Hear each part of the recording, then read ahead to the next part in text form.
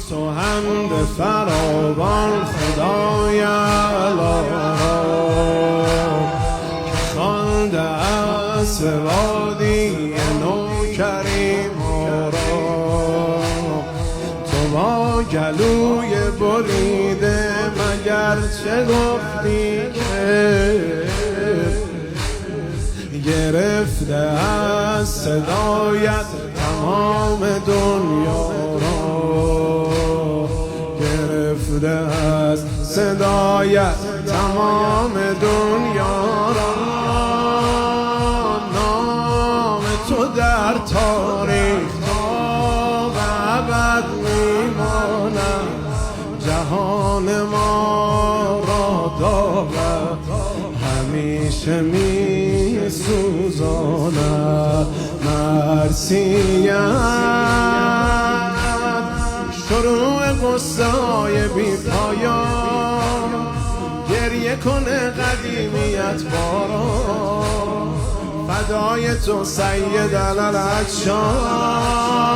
دست مرا تا ابد وا نکن از پرچمت گریه نکردم هنوز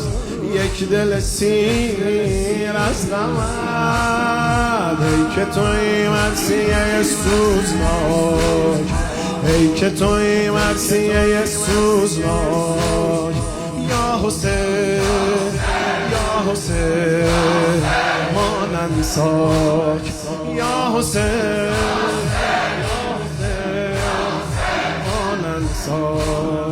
جهان بدون عزای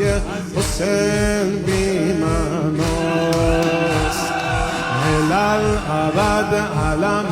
بزم روز پاورجاست میان سینه زدن اندکی تفکر کن چه شد که کرب و بلا تا همیشه کرب و بلاست لا یطفا نور الله یعنی ابا عبدالله لا یطفا نور الله یعنی ابا عبدالله به برکت خون حسین ادامه دارد این راه روشنگر است سیاهی بزم عزای تو ایل و تبارم به فدای تو قبله من کرب و بلای تو روشنگر است سیاهی بزم عزای تو ایل و تبارم به فدای تو قبله من کرب و بلای تو آه بگو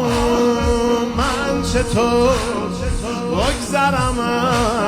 از ماتمت گریه نکردم هنوز یک دل سیر از غمت روح من از غصه تو چاک شد روح من از غصه تو چاک شد یا حسین یا حسین ما ننساک یا حسین یا حسین ما ننساک